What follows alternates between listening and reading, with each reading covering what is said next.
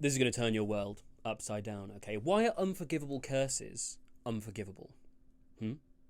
Why make them unforgivable? To stop people from using them, exactly, to make them illegal. Using them puts you in Azkaban. That's going to put people off. What about people like me? Dark Lords and Death Eaters will keep using them, even if they're illegal, even if they're unforgivable. And I'm not just talking about Lucius using a bit of Crucio in the bedroom, if you know what I mean. No, Lucius, don't be embarrassed. It's fine. It's not like you're using it on the house elf anymore. Am I right? Anyway, my point is, you make them unforgivable. You just stop the good guys from using them, It's not going to stop me. I'm still going to go around using Avada Kedavra, using Crucio, using Imperio. I'm not scared of Azkaban. All they can defend themselves with, now you've made them unforgivable, is Expelliarmus. Who has that ever defeated in a battle? I'm about to change everything you thought you knew about Hogwarts. Okay, stick with me here. Think about centaurs for a second. You got it? Now think about acromantulas, that Aragog thing. Now think about hippogriffs. You thought of them? What do they have in common? Yeah, they got a few things. Okay, firstly, they're all in and around Hogwarts, aren't they? Secondly, they're all combinations of multiple species. A horse and a human makes a centaur. A horse and an eagle makes a hippogriff. Thirdly, and this ties it all together, don't they all seem awfully close to Hagrid? He's friends with the centaurs, the acromantulas, he's got control of the hippogriffs, they all trust him. And what is Hagrid? A combination of a human and a giant. Right? What if Hagrid has been crossbreeding all these species in a series of experiments in the Forbidden Forest? Breeding humans and horses to make the centaurs, breeding horses and eagles to make the hippogriffs, breeding giants and losers to make Dumbledore. Think about it though. Hagrid gets lonely in his hut. He gets drunk. He's sad that he's the only half-breed around Hogwarts. Suddenly he finds himself in the Forbidden Forest, breeding humans and horses. Breeding horses and eagles. His old friend Aragog, what if he bred a spider with a giant? Got a giant spider. People say I shouldn't have framed him at Hogwarts, got him expelled.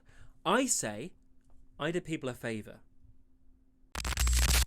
You won't believe this. Lucius didn't, till I explained it, and then, right?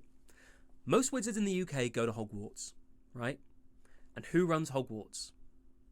Dumbledore. No, Bellatrix, that's not the crazy bit yet. Stick with me, okay. Dumbledore turns down the position of Minister for Magic to stay as headmaster of Hogwarts, but he says he wants to influence the wizarding world to do good. So why would he turn down the role of minister? All that power, the ability to influence things. What if I told you it's because he has more power and influence where he is, as headmaster of Hogwarts? Not because he's teaching the wizards and witches of the future. This has got nothing to do with education, but everything to do with a hat. Not a turban, Bellatrix. No, we've been there, though. I'm talking about the sorting hat, okay? Every student at Hogwarts is put into either Gryffindor, Hufflepuff, Ravenclaw, or Slytherin by the sorting hat. Now, we all think the hat puts them where they belong, right? That's what Dumbledore tells us. It reads who they are and puts them in the best place for them. But wherever it places them, that determines who their best friends are, who they spend time with, who they influence and are influenced by. My boy Severus Snape, he'll tell you, he was cock-blocked by the sorting hat. He was fully in with this girl Lily until the sorting hat split them up. Then she ended up marrying some guy from the house she was put in, instead of Severus, as she should have. What if the sorting hat doesn't put them where they belong, but where somebody else decides they should be? Apart from the sorting ceremony, where's the sorting hat kept all year? Dumbledore's office, exactly. That man assesses every student who comes to his school and tells the hat where to put them. He decides that the son of the editor of the Daily Prophet will spend all of their time with the daughter of a werewolf. Suddenly, the future of the Prophet is all about pro-werewolf propaganda. Let that sink in, okay? Imagine the child of a very wealthy family is put in a house surrounded by idiots. Okay, I'm not specifically talking about Draco, but, Crabbe and Goyle. He was never destined for greatness, was he? Dumbledore is deciding everybody's future, cherry-picking these connections that will last a lifetime. By extension, he is controlling the future of the wizarding world, and he's doing it all with a hat. That's why I'm not having kids.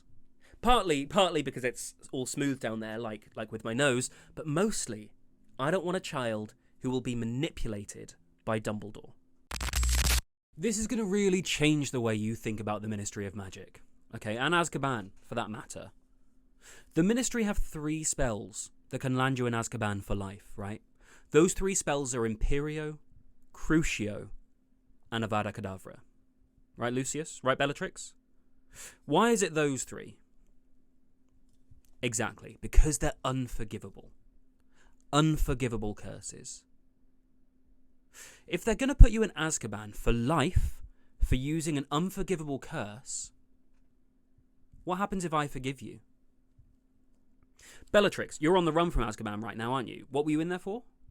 For using Crucio. Oh, on the Longbottoms, right? To try and find me. Here I am. What a waste of time that was. Anyway, you used Crucio, an unforgivable curse, so they put you in Azkaban. I forgive you. Let that sink in. I forgive you, which means what you did, the curse you used, no longer unforgivable.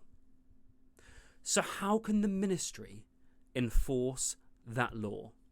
How can they set Dementors on you for using an unforgivable curse when it's not unforgivable?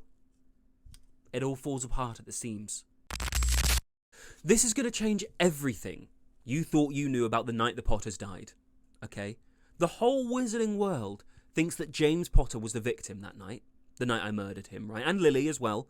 They're the victims, apparently. Evil Lord Voldemort, they said, on another murdering rampage.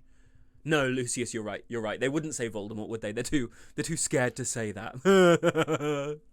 But they said poor Harry Potter.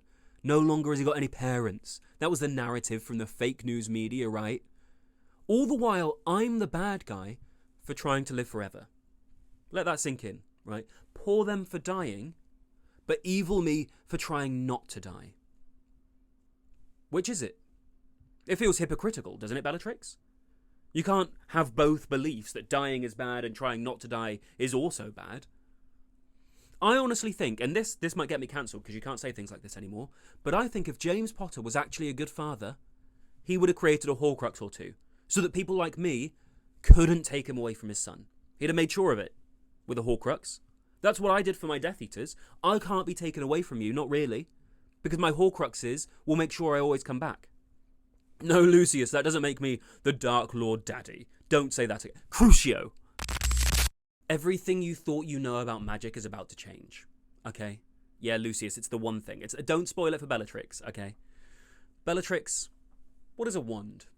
Don't worry about this one. I just picked up at a grave. Just answer the question, okay? It sounds trivial, but actually think about it. At its simplest form, what's a wand? It's this, right? A piece of wood that's charmed and enchanted to do magical things, right? Keep that in mind for a moment because this is about to get absolutely wild, okay? Follow-up question. What's a broomstick, Bellatrix? You see where this is going, don't you? It's bigger, but at its core, it's a piece of wood that's charmed and enchanted to do magical things. So are broomsticks just giant wands? I know. Stay with me, though, because I'm not done. This next bit is where it all ties together, right? Before the giants were banished to the caves and they inhabited our lands just like us, what if they had their own ones? What if they had their own versions of these? They'd have to be much bigger, wouldn't they?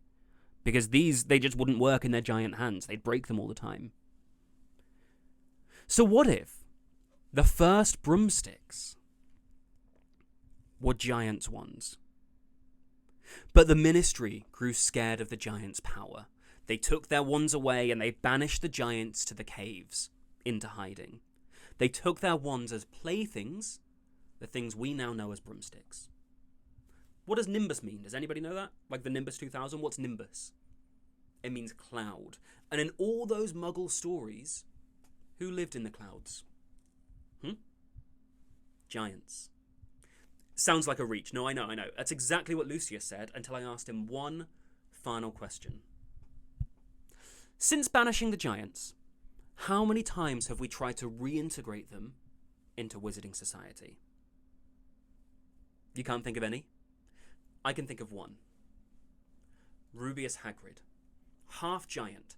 First student with giant blood in his veins to go to Hogwarts in, who knows, how long? Centuries, maybe? And what did they do to him?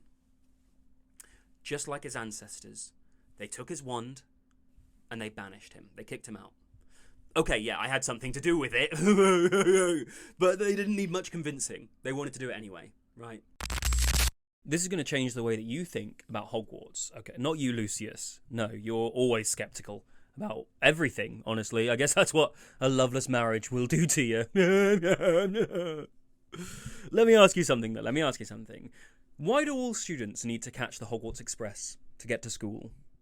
Just think about it. Even if they live in Scotland, they have to make their way to London in order to get on this train to make their way back to Scotland for school.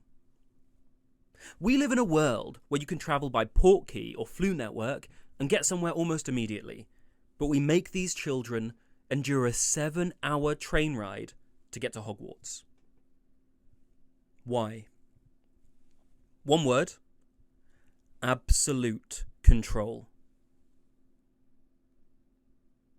The people running our schools, like Dumbledore, want to control everyone. And that starts with the youth, because if you get them early, they'll be yours forever. They start off by forcing them into a pointless 7-hour train ride to get to school, right? And then when they get there, you start to unleash propaganda. Talking about how safe the school that people keep dying at is. Talking about how the headmaster is the most powerful wizard of all time when he just sits in his office and lets children deal with things like the Chamber of Secrets, for example. You ever think that was weird? But if you ask those students all about Hogwarts or Dumbledore, they will recite the same sound bites that he's been spewing off for years. Hogwarts is the safest space on Earth. Love is the most powerful magic. Please. Before you know it, he'll have an army of child soldiers fighting against grown adults for a war they don't really understand because he hasn't told them the plan. And that's control. That's all it's been about for Dumbledore. You need more proof? The school system at Hogwarts, what's it based on? You know, you start at 9 a.m, you go to class, you break for lunch, then you go back to class until the end of the day at like 3, 4 o'clock. Where did that system come from? It was made popular by the Muggle manufacturing industry during the Industrial Revolution. Did you know that? Trying to get kids ready to become the workforce, get them used to the day of working in factories. But why would a wizard school be based on this system? We don't have factories, do we? We use magic and house elves to make things. It's all about control, having them fall in line early so they follow people like Dumbledore. That's all it's ever been about. I'm about to completely change what people think about Harry Potter. You ready? No, you're not, but I'll tell you anyway. Remember when Harry Potter was 11 years old, in his first year at Hogwarts? Yes, Lucius, the year that I spent under Quirrell's filthy turban. Let's not relive that. That was a darker time for me than the dark arts that I practice. Well, everyone thinks that year, remember, that Harry Potter defeated me and stopped me from getting the Philosopher's Stone, don't they? That's what Dumbledore told his mindless sheeple. That's what they printed in the fake news Daily Prophet. But let me ask you this. I was on the back of Quirrell's head, right? And what was Quirrell's job at the time? That's right, Defense Against the Dark Arts teacher. And what do we know about the Defense Against the Dark Arts teacher? Yes, Dumbledore will literally hire anybody to do it. That's right, half-breeds and frauds. No, Lucius, you're right. He wouldn't hire me.